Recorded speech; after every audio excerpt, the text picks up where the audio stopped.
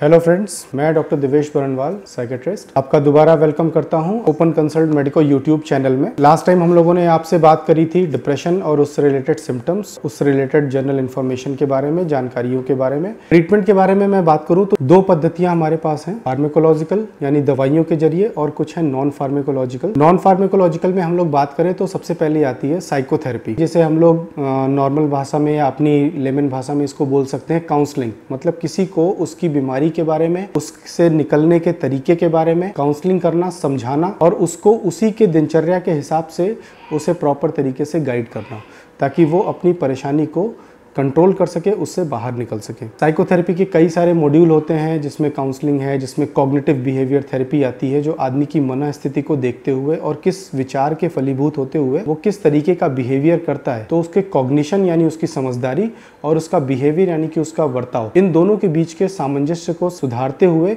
उसे इस थेरेपी का इस्तेमाल करते हुए इस बीमारी से या इस जैसी और भी कई सारी मानसिक बीमारियों से निकलने में मदद करने में कॉग्निटिव बिहेवियर थेरेपी का इस्तेमाल किया जाता है। इसके एक्सपर्ट्स होते हैं जिनको हम लोग साइकोलॉजिस्ट बोलते हैं, मनोवैज्ञानिक जिन्हें बोला जाता है, उनसे इसके बारे में मदद ली जा सकती है। दूसरा पार्ट आपका आता है फार्मेकोलॉजिकल मेजर्स, यानी कि दवाइयाँ। कई सारी ऐसी दवाइयाँ हैं जिनका इस्तेमाल किया जाता है डिप्रेशन या अवसाद से ग्रसित मरीजों को उनकी बीमारी से बाहर निकालने में, जिसमें प्रमुख रूप से आपकी बेंजोडाइजेपिन ग्रुप आता है, जिसको एंजियोलिटिक ग्रुप हम लोग बोलते हैं, जो आपकी घबराहट और इस तरीके के लक्षण को कंट्रोल करती हैं। दूसरा आपके एंटी डिप्रेसेंट ग्रुप आता है, जिसमें कई सारी दवाइयाँ हैं, जैसे SSRI है, SNRI है,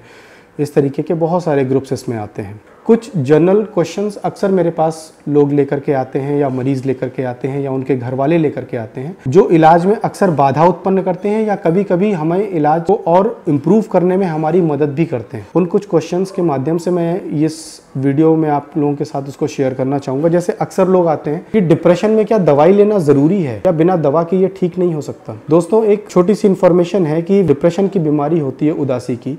ये अमूमन माना जाता है कि 3 से 6 से 9 महीने का इसका एपिसोड होता है। मतलब 3 से 8-9 महीने तक ये एक एपिसोड रहता है, और अगर दवा ना भी लिया जाए तो ये धीरे धीरे स्वतः अपने आप से रिकवर कर जाता है ज़्यादातर केसेस में। पर सोचने वाली बात यह है कि 6 से 9 महीने तक आप उदास रहें, अपना काम अच्छे से ना कर पाएँ, आपकी नींद डिस्टर्ब रहे, आप सो ना पाएँ, आप अपने घर के साथ में मनोरंजन वाले कार्यक्रमों को एंजॉय न कर पाएँ, आप अपनी डेली लाइफ को एक बोझ की तरीके से मान करके चलते रहें, क्या वो बेहतर है, या एक मेडिसिन ले करके और 2 हफ्ते से 3 हफ्ते के अंदर वापस अपनी नॉर्मल दिनचर्या को शुरुआत कर लेना और वापस अपनी लाइफ को वापस से एंजॉय करते हुए जीना, वो बेहतर है? केवल यही एक सवाल है जो अगर आप सोचते हैं या अगर आप इसके बारे में गौर करते हैं तो दवाई लेना क्यों ज़रूरी है, ये आप आसानी से समझ सकते हैं। दूसरा एक बात मैं अक्सर अपने मरीजों को समझाता हूँ और उनके परिवार वालों को बताता हूँ कि जिस तरीके से और परेशानियाँ होती हैं, जैसे ब्लड प्रेशर की प्रॉब्लम है, अक्सर लोग सवाल मेरे से ये करते हैं कि डिप्रेशन की दवाई कब तक लेनी होगी। लोगों के बीच में बहुत सारी भ्रांतियाँ हैं, और अक्सर लोग ये मान के चलते हैं कि अगर मानसिक बीमारी की दवाई एक बार शुरू हो गई तो वो जीवन पर्यंत जानी है। मैं लोगों से यही सवाल पूछता हूँ और लोगों को यही सलाह भी देता हूँ अक्सर कि क्या किसी को ब्लड प्रेशर की, शुगर की या थायराइड की दवाई शुरू होती है तो वहाँ ये सवाल क्यों नहीं उठते कि ये दवाई कब तक खानी है या ये दवाई क्यों खानी है। मानसिक बीमारियों को लेकर के हमारे समाज में इतनी भ्रांतियाँ क्यों, जबकि ये एक ऐसी बीमारी है, ये ऐसी परेशानियां होती हैं जो दीमक की तरह से, अनाज में लगने वाले घुन की तरीके से आपको अंदर ही अंदर आपके व्यक्तित्व को, आपकी पर्सनालिटी को ख़त्म कर देती हैं। और आदमी ऊपर से भले ही कितना हुष्ट पुष्ट दिख रहा हो, कितना ही अच्छी बॉडी बिल्ड का दिख रहा हो, पर अगर वो मानसिक रूप से स्वस्थ नहीं है तो वो समाज में कभी भी एक उत्पादक अंग नहीं बन सकता। फिर ऐसी परिस्थिति में हम क्यों ये सवाल अटका देते हैं, या हमारे आस पड़ोस के लोग या हमारे परिवार के 2 लोग ही या हमारे दोस्त यार ही अक्सर क्यों मानसिक रूप से ग्रसित व्यक्ति को इस तरीके के स्टेटमेंट दे करके, उसे टोन दे करके, उसे ताने दे करके कि तुम तो दिमाग की दवाइयाँ खाते हो, तुम तो मानसिक रोगी हो गए हो, तुम तो इस तरीके की दवाइयाँ लेते हो, नींद की दवाई खाते हो, ऐसा बता करके क्यों उसे डिमोरलाइज करते हैं। जबकि केवल एक छोटी सी गोली ले लेने भर से वो वापस एक उत्पादक अंग की तरह, एक इम्पॉर्टेंट बॉडी की तरह अपने परिवार को हैंडल कर सकता है, अपनी रिस्पॉन्सिबिलिटीज़ को, अपनी जिम्मेदारियों को पूरी तरीके से उठाने में सक्षम बन सकता है। लेकिन ये समाज में फैली हुई भ्रांतियों की वजह से हम उस व्यक्ति का और उस व्यक्ति से जुड़े हुए परिवार का कितना ज़्यादा दोहन करते हैं। इसी क्रम में अक्सर लोग मेरे से सवाल पूछते हैं कि ये नॉन फार्मेकोलॉजिकल मेजर्स या ये जो काउंसलिंग की हम लोग बात करते हैं ये क्यों ज़रूरी होता है। दोस्तों एक छोटा सा एग्जांपल मैं आपको दूंगा। हम सभी ने अपनी लाइफ में सुना है, हम सभी जानते हैं, एक श्रीमद् भगवद गीता में श्री कृष्ण ने अर्जुन से जो बातें कहीं, जो उन्होंने उसको मार्गदर्शन दिए, एक तरीके से देखा जाए तो श्री कृष्ण ने वहाँ पर अर्जुन की काउंसलिंग ही करी, उसको गाइडेंस दिया कि अब जब तुम इस स्थान पर आकर के कंफ्यूज हो रहे हो, दिग्भ्रमित हो रहे हो, तुम्हारे अंदर मतिभ्रम पैदा हो रहा है, तो तुम्हें क्या करना चाहिए, ये काउंसलिंग होती है। ये काउंसलिंग ऐसा नहीं कि हमारे साथ चलते हुए हमारी लाइफ में ये हर कदम कदम पे हम काउंसलिंग फेस करते रहते हैं, लेकिन जब इसी तरीके से जो मानसिक रोगी होते हैं, जब उन्हें कभी इस तरीके की परेशानी होती है तो उन्हें इस बीमारी से निकलने के लिए, क्योंकि हर डिप्रेशन में दवाई की ज़रूरत नहीं होती, जो माइल्ड डिप्रेशन होता है या बहुत शुरुआती दौर में केवल अच्छी काउंसलिंग करके और उनको एक बिहेवियर थेरेपी दे करके बहुत सारे लोगों को इस बीमारी से निकाला जा सकता है। तो वहाँ पे काउंसलिंग की अच्छी ज़रूरत होती है और काउंसलिंग उन्हें बहुत मदद करती है। मानसिक बीमारियों के बारे में जैसे मैंने अपने पहले वीडियो में भी बताया था कि मानसिक बीमारियाँ हमारी सामान्य परेशानियों का ही विकृत रूप होती हैं, जो इस स्तर तक पहुँच जाती हैं कि उसकी वजह से हमारा अपना जीवन, हमारे परिवार का जीवन या हमारा सामाजिक और हमारे समाज का जीवन प्रभावित होने लग जाता है। पर कभी कभी दिमाग में ये बात उठती है कि क्या वास्तव में ऐसी बीमारियाँ होती हैं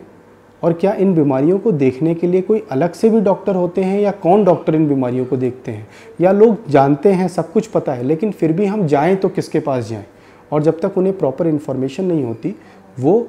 उस जगह तक, उपयुक्त जगह तक नहीं पहुंच पाते। ना उनका कभी सामना किसी साइकेट्रिस्ट से होता है, मनोचिकित्सक से, ना कभी वो किसी साइकोलॉजिस्ट से मिल पाते हैं, और सोशल स्टिग्मा या सामाजिक भ्रांतियों की वजह से वो कभी कभी मिलने में भी हिचकिचाते हैं कि हम क्यों उनके पास में जाएं, कैसे उनके पास में जाएं, लोग क्या बोलेंगे, कैसी बातें करेंगे। दोस्तों हर बीमारी के लिए एक्सपर्ट होते हैं। अगर आपको दिल की बीमारी है या कार्डियक प्रॉब्लम है तो आपको कार्डियोलॉजिस्ट से ही उसका प्रॉपर गाइडेंस मिल पाएगा। अगर आपको बोन रिलेटेड प्रॉब्लम है, हड्डी की परेशानी है, तो एक ऑर्थोपेडिक सर्जन ही आपको बेहतर हेल्प कर सकता है।